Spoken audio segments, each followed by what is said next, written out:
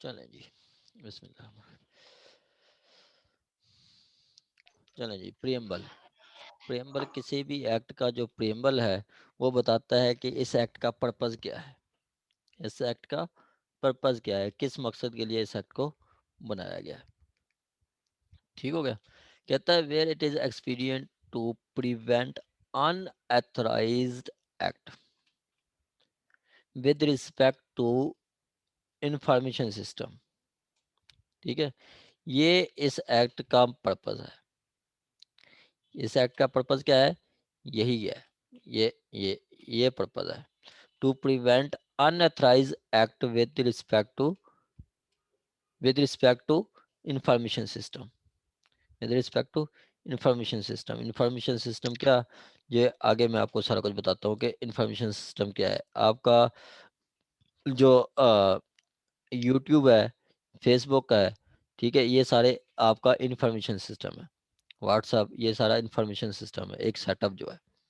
ठीक है, ये आगे मैं आपको सर ये डेफिनेशन, अनऑथराइज्ड एक्ट से क्या मतलब? ये आगे हम डेफिनेशन में पढ़ के बताएंगे, अभी पढ़ने दो। मैं जब आपसे क्वेश्चन पूछूं ना, मैं कहूँगा क्वेश्चन करना है तो कर ले, तो फिर आपने कोई क्वेश्चन करना है। ठीक है, आगे कहता है and to provide related offences as well as mechanism for investigation, prosecution, trial and international cooperation with respect thereof. उसके बाद एक तो ये बताता है, मतलब अनऑथराइज्ड एक्ट को प्रिवेंट करने के लिए ये बनाया गया है। दूसरा वो बताता है कि यहाँ से आपको पता चलेगा कि आपने जो मतलब इन्वेस्टिगेशन या ट्रायल या प्रोसिक्यूशन इसके कैसे होगा। इंटरनेशनल कोऑपरेशन के लिए भी इसके बारे में मामला बताया गया है। उसके अलावा ancillary and matters connected therewith या एंसिलरी, इससे मिलते जुलते और जो मामलात हैं उनके लिए भी ये एक्ट बनाया गया है। ठीक है, अच्छा, इस कहता है ये दिस एक्ट पहला जो होता है शार टाइटल एक्सटेंट, और ये इन्होंने ऐड किया कि अप्लीकेबल किस पे होगा, किन लोगों पे अप्लाई होगा। ये उन्होंने एक चीज़ ऐड की है नई। वैसे जो पहला सेक्शन होता है वहाँ पे देखें कि वो लिखा होता है short title and extent and commencement and commencement. ठीक है, यहाँ पे उन्होंने लिखा है कि this act may be called the prevention of electronic crimes act 2016। It shall come into force और it shall extend to whole of Pakistan. ये पूरे पाकिस्तान में अप्लाई हो रहा है, फेडरल एक्ट है। ठीक हो गया। और उसके बाद आपका कहता है यहाँ पे ये सेक्शन 3 और 4 ये अप्लीकेबिलिटी बताते हैं कि ये किन लोगों पे अप्लाई होगा, किन लोगों पे अप्लाई होगा। स्पेशल एक्ट है, मतलब जो और ये उन लोगों के लिए है जो सोशल मीडिया इस्तेमाल करते हैं या इलेक्ट्रॉनिक मीडिया इस्तेमाल करते हैं, ये उनके लिए है, ये उनके लिए है। कहता है थर्ड में,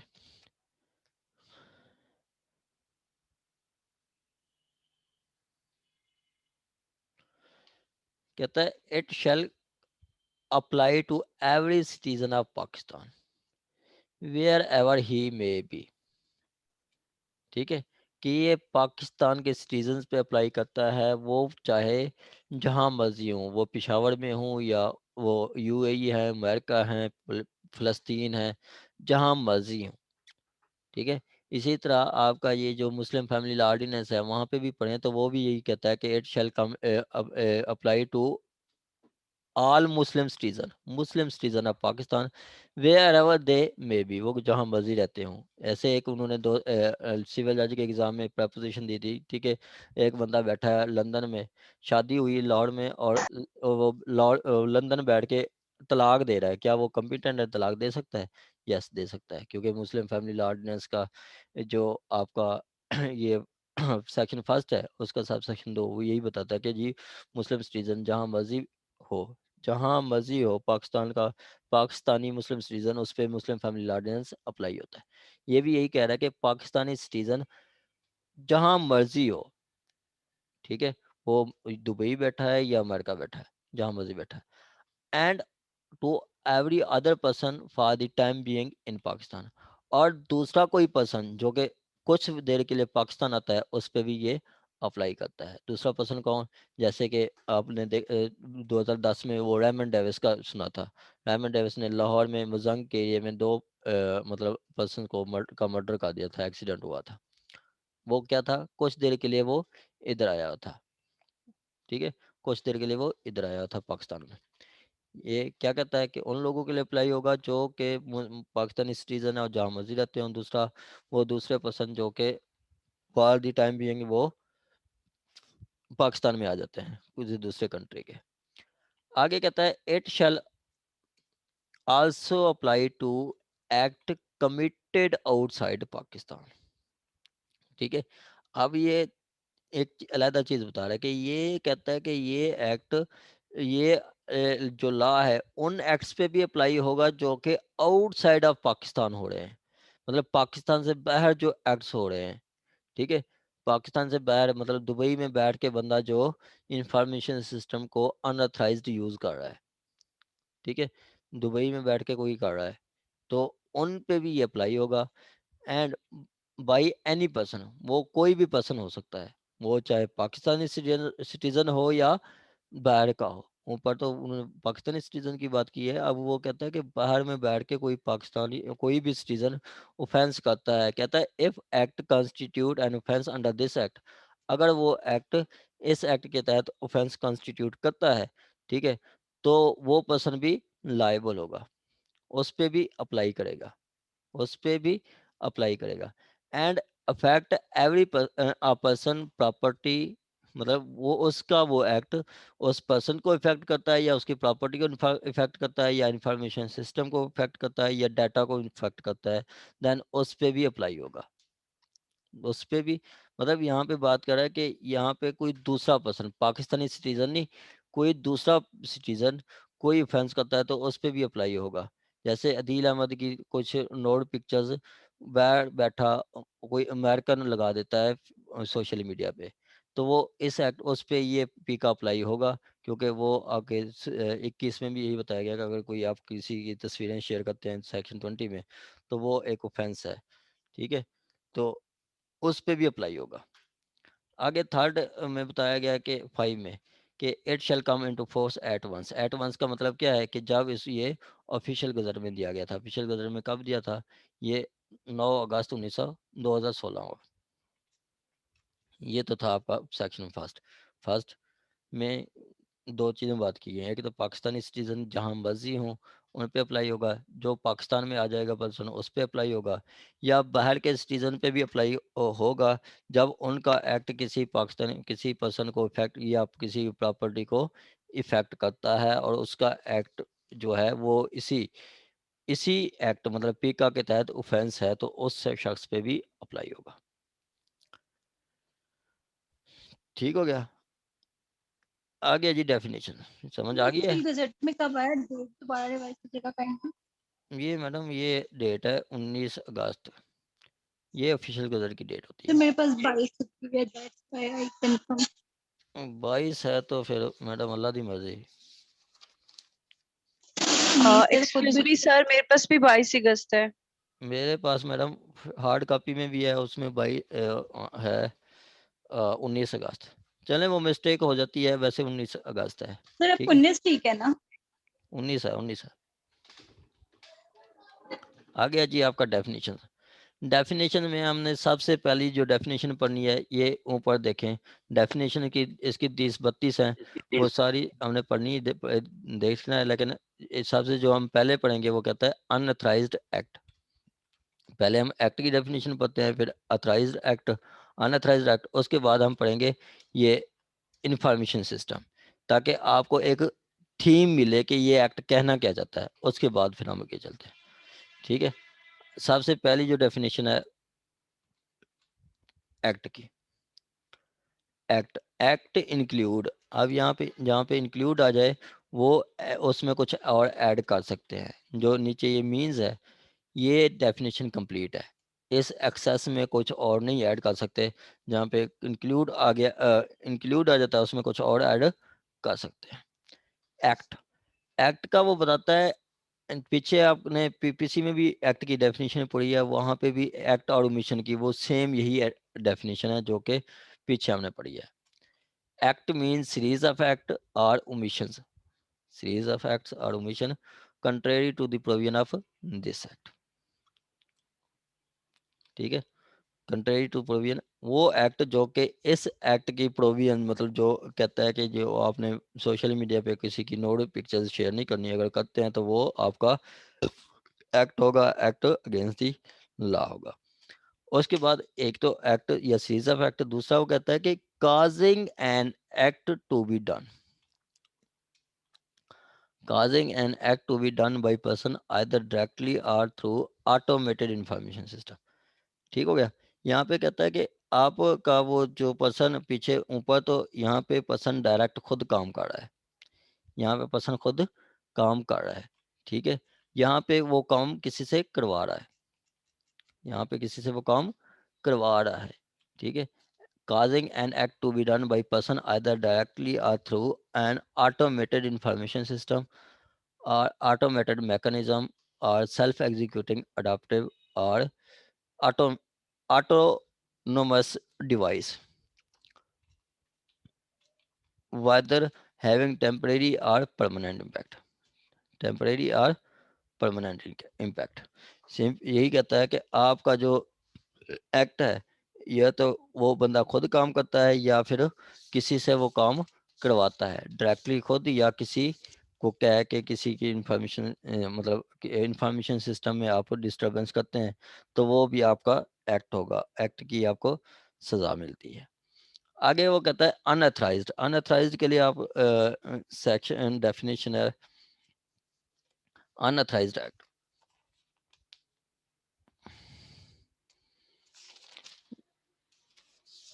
बिला इजाजत, हाँ जी, ये 31 में है, ये मैं आपको दिखाता हूँ, ये है। ठीक है, पीछे हमने प्रियम्बल क्या पढ़ा है, प्रियम्बल पढ़ा है कि to prevent the unauthorised act with respect to information system. ठीक है, इंफॉर्मेशन सिस्टम के साथ जो अनअथराइज्ड एक्ट होता है उससे रिलेटेड है ये। ठीक हो गया। यहाँ पे कहता है अनअथराइज्ड means access to information system, access to information system or data which is not available for to access to general public। अब ISI का रिकॉर्ड जो है वो जनरल पब्लिक के लिए नहीं है।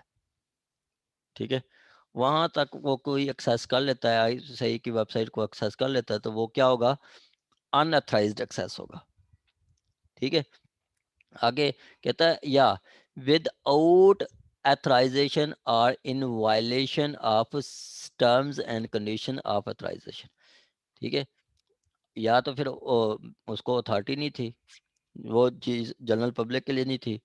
ठीक है, जनरल पब्लिक के लिए नहीं थी, एक्सेस के लिए नहीं थी, और वो जनरल पब्लिक को एक्सेस करती है, तो वो अनअथराइज एक्सेस है। आगे वो कहता है या फिर वो कोई टर्म्स एंड कंडीशंस होती हैं जो कि अथॉरिटी इस्तेमाल करने की, उसकी वायलेशन में कोई करता है, तो वो भी आपका अनऑथराइज्ड एक्सेस होगा।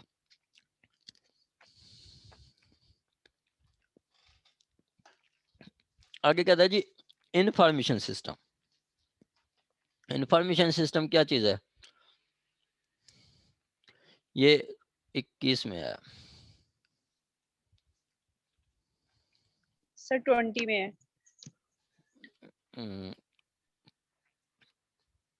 जी मैडम।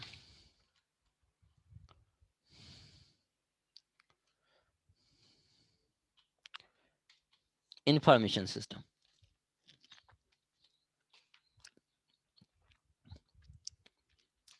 इंफॉर्मेशन सिस्टम क्या है, information system means electronic system. क्या चीज, इलेक्ट्रॉनिक सिस्टम। ये सारा वो क्या है, prevention of electronic crimes act. क्या जी, ये एक्ट किस लिए बना है, ये नाम क्या है, electronic crimes act. Electronic crimes को रोकने के लिए ये एक्ट बना गया है। ठीक है, means information system means electronic system for creating, generating, sending, receiving, storing, reproducing, displaying, recording or processing any information। ठीक है, इंफॉर्मेशन, वो इंफॉर्मेशन सिस्टम है। ठीक है। इंफॉर्मेशन सिस्टम, सपोज के आप देखें कि एग्जांपल ले लें यूट्यूब की। यूट्यूब पे आप वीडियो क्रिएट कर सकते हैं, जनरेट कर सकते हैं, सेंड कर सकते हैं, रिसीव कर सकते हैं, स्टोर कर सकते हैं, रिप्रोड्यूस कर सकते हैं, डिस्प्ले कर सकते हैं, रिकॉर्ड कर सकते हैं। ठीक है। और आप उसको प्रोसेस भी कर सकते हैं। इसी तरह फेसबुक पे कोई आप पोस्ट जो है क्रिएट कर सकते हैं, जनरेट कर सकते हैं, सेंड कर सकते हैं, रिसीव कर सकते हैं, स्टोर कर सकते हैं, वीडियोस वगैरह स्टोर कर सकते हैं, डिस्प्ले कर सकते हैं। ये सारे क्या हैं? Information system. इंफॉर्मेशन सिस्टम को जो अब अनऑथराइज्ड एक्सेस करते हैं, ठीक है, वो आपका ऑफेंस बन जाता है। उस ऑफेंस को रोकने के लिए उन्होंने ये एक्ट बनाया है, prevention of electronic crimes act. ठीक है, prevention of electronic crimes act. यहाँ पे उन्होंने बात की थी 21 में अथराइजेशन की। किस चीज़ की? ये देखें कि विदाउट अथराइजेशन, विदाउट अथराइजेशन, या तो वो जनरल पब्लिक के लिए नहीं थी, या फिर वो विदाउट अथराइजेशन, उसको अथॉरिटी नहीं थी। ठीक है, या फिर वो violation of terms and condition. अब हम पढ़ेंगे सेक्शन जो डेफिनेशन है 5, वहाँ पे अथराइजेशन क्या चीज़ है वो हम देखते हैं।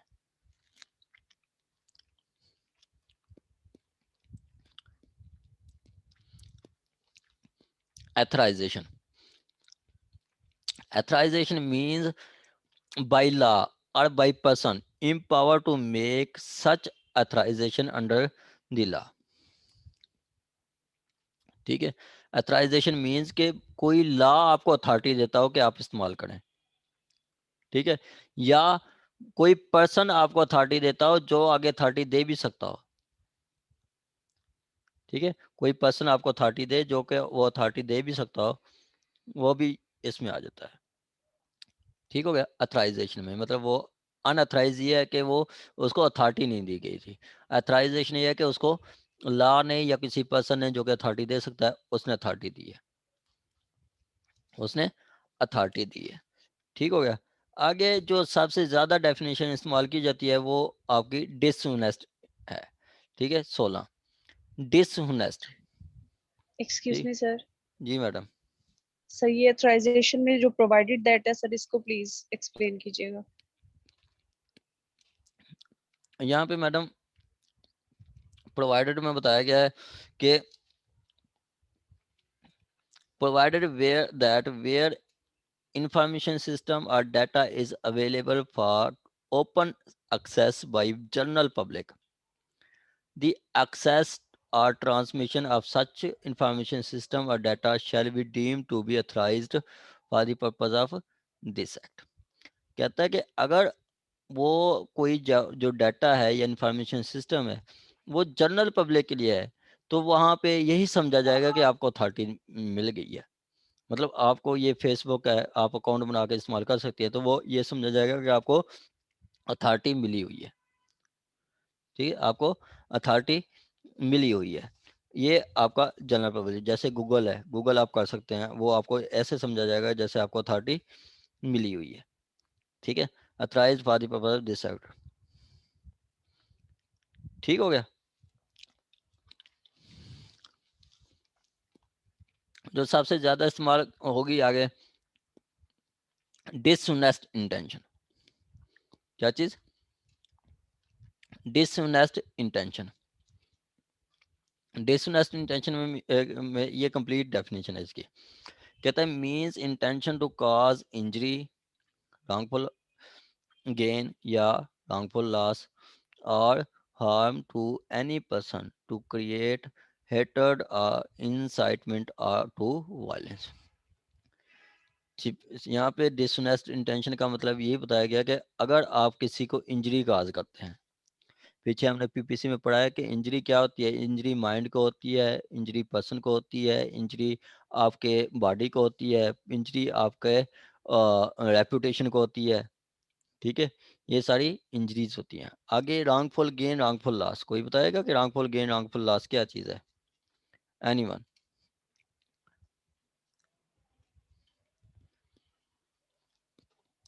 Wrongful gain wrongful loss. Wrongful gain है कि wrongful gain means gain. Sir मैं बताऊं? जी मैडम, जल्दी बता दें। सर रॉन्गफुल गेन जो है वो किसी की प्रॉपर्टी मीन्स ऑफ प्रॉपर्टी जो है उससे जिसके लिए वो लीगली एंटाइटल्ड नहीं है, तो रॉन्गफुल लॉस वो होगा जो उसे लूज कर रहा है, वो उसके लिए लीगली एंटाइटल्ड था उस प्रॉपर्टी के लिए। बिल्कुल ऐसे ही है मैडम, बिल्कुल ऐसे ही है, बिल्कुल ऐसे ही है। मैडम सोफिया साहबा, आपकी कार है, ठीक है, आपकी कार मैडम मुबशरा साहबा ले जाती है विदाउट आपकी कंसेंट या फोर्सफुली, और वो आप कार अपने इस्तेमाल में अपने कार को इस्तेमाल कर रही है, तो वो उसके लिए रॉन्गफुल गेन है और आपके लिए रॉन्गफुल लॉस है, आपके लिए रॉन्गफुल लॉस है। सिंपली वो कह रहे हैं कि कोई पर्सन इस एक्ट करता है इस इंटेंशन के साथ कि किसी को मैंने इंजरी काज करनी है, या किसी को रॉन्गफुल गेन या रॉन्गफुल लॉस करना है, या किसी को हार्म करना है, ठीक है, हार्म टू एनी पर्सन और टू क्रिएट हेटर्ड और इंसाइटमेंट टू वायलेंस, कि या मैं किसी मतलब कोई मतलब हेट स्पीच दूंगा, ठीक है, या फिर कोई ऐसी मैं किसी को उकसाऊंगा कि आप वायलेंस करें, जुल्म करें, ठीक है, तो ये क्या सारी क्या होंगी, ये इस एक्ट के तहत डिसऑनेस्ट इंटेंशन है, ये इस एक्ट के तहत डिसऑनेस्ट इंटेंशन है, ठीक हो गया।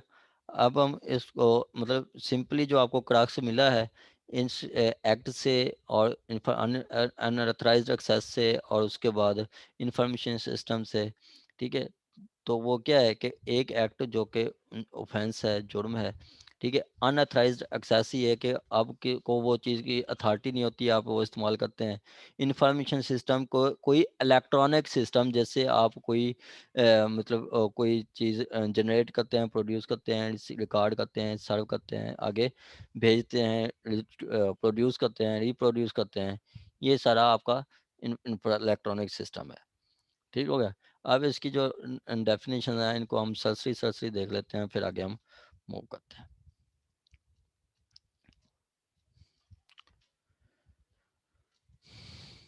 आगे वो कहता है जी आपका access to data. Access to data means gaining control or ability to use, modify, delete any data.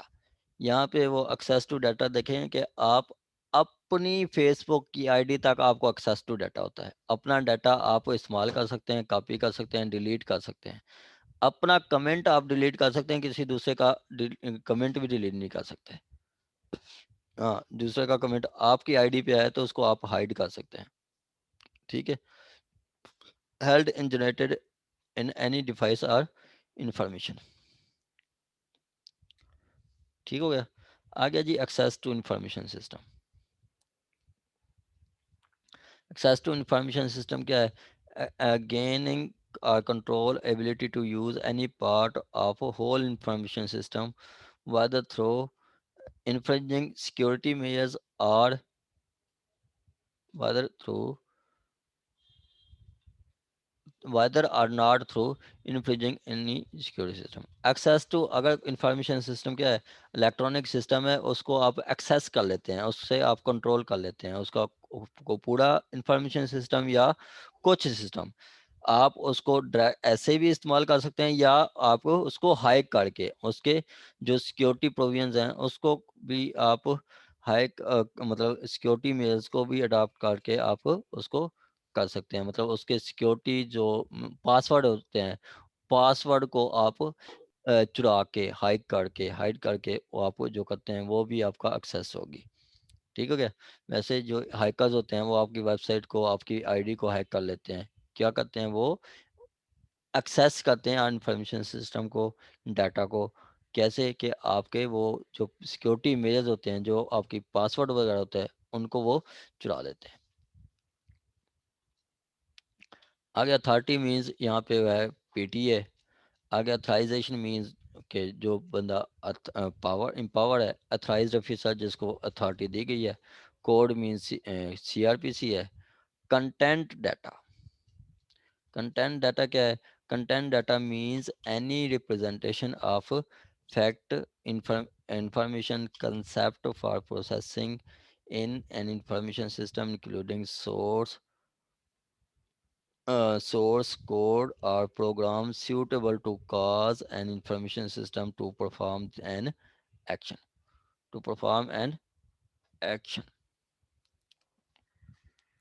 यहाँ पे कंटेंट डाटा का वो बता रहा है कि कोई आपकी रिप्रेजेंटेशन है या कोई आपका कोई इंफॉर्मेशन है या जो कंसेप्ट है जो कि आप इंफॉर्मेशन सिस्टम में देते हैं, ठीक है। मतलब जो फेसबुक पे आप पोस्ट लगाते हैं वो आपका कंटेंट डाटा है, ठीक है। या कोई प्रोग्राम है जो कि फंक्शन देता है उस इंफॉर्मेशन सिस्टम को परफॉर्म करने के लिए, वो ये है कि यूट्यूब का कंटेंट डाटा क्या है, वीडियोज़ है, ठीक है। ये क्या है, वीडियोज़ हैं यूट्यूब का, तो ये उसका कंटेंट डाटा होगा। कोड मीन्स आपका जो मुतलका कोड बनती है यहाँ पे देखी जाएगी, ये आपका 177 से 184 CRPC वो अप्लाई होगा कि जैसे जहाँ की वो नियरेस्ट कोड है। Critical infrastructure, critical infrastructure means infrastructure namely assets, facilities, system, network or process the loss or compromise of which the result in major detrimental to availability, integrity, delivery of services, delivery of services। देखें कि आपको कोई बताएगा कि infrastructure क्या होता है, what is infrastructure? Sir तनकीदी ढांचे को कहते हैं, जो सर ये बनाया जाता है स्पेशली किसी सिस्टम या नेटवर्क को सर संभालने के लिए या उसको ऑपरेट करने के लिए, प्रोसेस करने के लिए। हर कंट्री के अंदर सर होता है ये। जी बिल्कुल, बिल्कुल ऐसे ही है मैडम कि बेसिक फिजिकल या ऑर्गेनाइजेशनल स्ट्रक्चर एंड फैसिलिटीज जैसे बिल्डिंग, रोड, पावर सप्लाई, ये क्या है, बेसिक इंफ्रास्ट्रक्चर है, ठीक है। बेसिक इंफ्रास्ट्रक्चर कहते हैं, हम कहते हैं ना कि हमारे पास इंफ्रास्ट्रक्चर की कमी है, कि हमें मतलब प्रॉपर रोड्स नहीं मिल रहे, हमें बिजली पूरी नहीं मिल रही, ठीक है। ये इंफ्रास्ट्रक्चर है। यहाँ पे इंफ्रास्ट्रक्चर क्या है वो बताता है, यहाँ पे इंफ्रास्ट्रक्चर जो इस एक्ट के तहत है वो क्या है, वो आपका नेटवर्क है, ठीक है। नेटवर्क क्या होता है, नेटवर्क अगर किसी ने कोई आईटी वगैरह पढ़ी है तो वहाँ पे वो बताते हैं कि नेटवर्क वो बनाते हैं, पहले दो सिस्टम को कनेक्ट कर लेते हैं, फिर चार को कर लेते हैं, फिर एक रूम से एक बिल्डिंग तक चला जाता है, एक बिल्डिंग से एक जो आपकी टाउन तक, टाउन से फिर सिटी तक, सिटी से फिर तहसील, तहसील से डिस्ट्रिक्ट, डिस्ट्रिक्ट से फिर प्रोवेंस, प्रोवेंस से फिर इंट्रा सिटी, फिर extra extra country, intra intra state या एक्स्ट्रा इंटर स्टेट या इंट्रा स्टेट, ठीक है। इंट्रा स्टेट वो मतलब एक मुल्क से फिर आगे चला जाता है। एक होता है आपका लैन, वो लोकल एरिया नेटवर्क, मतलब लोकल एक सिटी से दूसरे सिटी। एक होता है वैन, WAN, wide area network, local area network, wide area network, मतलब एक सिटी से दूसरे सिटी, लाहौर से कराची। एक होता है MAN, metropolitan metro petropolitan metropolitan area network, मतलब एक कंट्री से दूसरी कंट्री, ये उनका नेटवर्क है, ठीक है। क्या, ये नेटवर्क है, नेटवर्क या प्रोसेस, ठीक है। यह उसका इंफ्रास्ट्रक्चर है, ठीक है, प्रोसेस। या जिसके लॉस से, जिससे के लॉस से या जिसके कंप्रोमाइज से क्या हो जाएगा, major detrimental impact on availability of delivery of services. मतलब जैसे रात आपने देखा है कि व्हाट्सएप कुछ देर के लिए पाकिस्तान में वो हो गया था, मतलब वो उसकी सर्विसेज मुअत्तल हो गई थी कुछ देर के लिए। रात हमारी क्लास भी वो 11 बजे के बाद नहीं हो सकेगी उसकी थी, क्योंकि वो व्हाट्सअप किसी का काम नहीं कर रहा था। मुझे दो तीन स्टूडेंट्स ने भी कॉल की कि सर व्हाट्सअप नहीं चल रहा, मेरा भी नहीं चल रहा था। वो पाकिस्तान के अलावा कुछ और कंट्रीज़ में भी उसकी सर्विस कुछ देर के लिए मुअत्तल हुई थी, घंटे डेढ़ के लिए। तो ये क्या था कि उसका पीछे इंफ्रास्ट्रक्चर को लॉस हुआ था, इंफ्रास्ट्रक्चर को डैमेज किया गया था, जिसका इम्पैक्ट क्या हुआ कि major impact on the delivery and availability of services, उसकी सर्विसेज कम हो जाती हैं अगर इंफ्रास्ट्रक्चर नहीं मिलता। मतलब पावर सप्लाई नहीं आती तो आपका वो नेट नहीं काम करता। मेरे पास वाईफाई आता है, वाईफाई अगर मेरी लाइट चली जाए तो मेरे जो वाईफाई जो वाईफाई नहीं मिलता, क्योंकि वो मोडेम में बंद हो जाती है, ठीक है। तो डिवाइस बंद हो जाती है। ये क्या है, इंफ्रास्ट्रक्चर है। आ गया जी। या आगे क्रिटिकल इंफ्रास्ट्रक्चर में और भी बताता है कि इम्पैक्ट और नेशनल सिक्योरिटी, नेशनल डिफेंस या फंक्शनिंग ऑफ स्टेट। आगे बताता है जी, provided that the government may designate any private और provincial government infrastructure in accordance to objective of paragraph 1 and 2। Pakistan government जो है कोई अपनी प्राइवेट या आपकी जो है मतलब अपनी कोई सी गवर्नमेंट अथॉरिटी को या किसी प्राइवेट इंफ्रास्ट्रक्चर को भी इंगेज कर सकती है मेजर सर्विस देने के लिए। वैसे आपने देखा है कि जहाँ जिन इलाकों में शुगर मिल चली होती है, ठीक है, शुगर मिल चल रही होती है तो वहाँ पे लाइट नहीं जाती। मेरे साथ बड़े रिश्तेदार हैं वहाँ, उनके एरिया के साथ जब शुगर मिल चल जाती है तो 24 घंटे लाइट नहीं जाती उधर, 1 सेकंड भी नहीं जाती, क्योंकि वो कॉन्ट्रैक्ट कर लेते हैं गवर्नमेंट के साथ और गवर्नमेंट को वो सप्लाई देने लग जाते हैं, क्योंकि वो उससे भी सप्लाई जनरेट होती है। ये भी वही कंटेक्स्ट है कि गवर्नमेंट खुद गवर्नमेंट के कुछ इदारों से भी वो सिर्फ पावर सप्लाई ले सकती है, सर्विसेज ले सकती है, या किसी प्राइवेट सेक्टर को भी क्या है कि वो इंफ्रास्ट्रक्चर ले सकती है। आगे है जी critical infrastructure system means the information program data support perform function with respect to critical infrastructure. Critical infrastructure information system क्या है कि कोई आपका कोई प्रोग्राम है, कोई आपका जो मतलब कोई प्रोग्राम जिसके साथ वो इंफ्रास्ट्रक्चर चलता है। जैसे एक मतलब पीछे इंफ्रास्ट्रक्चर, आगे एक फेसबुक चल रही है।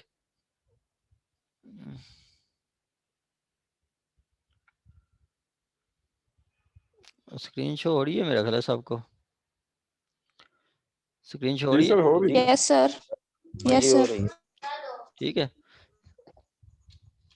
क्रिटिकल इंफ्रास्ट्रक्चर इंफॉर्मेशन सिस्टम में वही बता रहा है कि इंफॉर्मेशन सिस्टम या प्रोग्राम या डाटा that support या perform the function with respect to infrastructure। पीछे एक डैम होता है, उसके बाद एक ऐप होती है, पीछे एक मतलब पूरा एक सर्वर पड़ा होता है जिसको इंफॉर्मेशन सिस्टम कहते हैं। आगे उसका क्रिटिकल इंफॉर्मेशन इंफ्रास्ट्रक्चर सिस्टम क्या है कि उसका कोई ऐप या कोई सॉफ्टवेयर, जैसे एक पीछे फेसबुक के पीछे एक सर्वर पड़ा है, एक मतलब उसके पूरा बैकअप है। सॉफ्टवेयर क्या है, एक ऐप है। ये क्रिटिकल इंफॉर्मेशन सिस्टम या डाटा है, जो कि वही बेसिक जो इंफ्रास्ट्रक्चर है, क्रिटिकल इंफ्रास्ट्रक्चर है, उसको चला रहा है। वो एक ऐप है, कोई सॉफ्टवेयर है। आगे है जी आपका damage. Damage to information system mean unauthorised change in ordinary working. अगर आप कोई चेंज कर देते हैं अनऑथराइज्ड कोई काम करने में, तो किसी का पासवर्ड चेंज कर देते हैं, तो वो क्या करते हैं, आप डैमेज करते हैं। आगे डाटा है, ट्रैफिक डाटा जो आप कंटेंट डाटा है या ट्रैफिक डाटा जो कि चल रहा होता है। कंटेंट आप वीडियोस बनाते हैं, वो वीडियोस आगे मूव हो रही थी हैं। टिकटॉक की वीडियोस कोई 1000 मोबाइल पे ट्रैवल कर रही होती हैं, वायरल कर रही होती हैं। एक दोस्त दूसरे दोस्त को स्टेटस या व्हाट्सअप कर देता है, वो क्या है, डाटा ट्रैफिक कर रहा है। डाटा डैमेज क्या होता है? Data damage means alteration, deletion, deterioration, erase, relocation, separation of data. के डाटा किसी का आप डिलीट कर दें, ठीक है, डेटा किसी को डेट्रिएट करें, इरेज करें, मिटा दें, या रीलोकेट कर दें, एक फाइल से दूसरी फाइल रख दें, एक डिस्क से दूसरी डिस्क रख दें, या सेपरेशन होता है बिल्कुल तबाह कर देना, बिल्कुल अंड कर देना। तो ये क्या होगा, डाटा को आप डैमेज करते हैं, डाटा को आप डैमेज करते हैं। कोई हैकर मेरी वेब फेसबुक से मेरी कोई पिक्चर हटा देता है, तो ये क्या है, ये वो डाटा डिलीट किया है, वो क्या है, डाटा को डैमेज किया है इस एक्ट के तहत। डिवाइस क्या है, आपका मोबाइल डिवाइस है, कंप्यूटर डिवाइस है, आपकी जो थंब मशीन इम्प्रेशन मशीन है, ये डिवाइस है। जो आप फेसबुक आपको कोई सिम डुप्लीकेट निकलवाते हैं, वो कैसे निकलवाते हैं, वो डिवाइस के थ्रू निकालते हैं। ये सारी एक डिवाइसेस हैं। डिवाइस यहाँ पे इस एक्ट के मीनिंग के तहत वो बताता है कि डिवाइस मीन्स फिजिकल डिवाइस या आर्टिकल, डिवाइस या आर्टिकल। डिवाइस क्या, मोबाइल है, मोबाइल की या उसकी कोई आर्टिकल, आर्टिकल में जैसे रैम है, स्टोरेज डिवाइस है, ठीक है, वो आपकी आर्टिकल्स में आ जाएंगी। आगे कहता है या इलेक्ट्रॉनिक और virtual tool that is not physical, electronic और virtual tool that is not in physical form। वो आपका इलेक्ट्रॉनिक मतलब वो आपका ये दूसरे वर्चुअल टूल क्या होता है, वर्चुअल टूल जो जिनको आप देख नहीं सकते, जिनको आप देख नहीं सकते, एक हार्डवेयर एक सॉफ्टवेयर।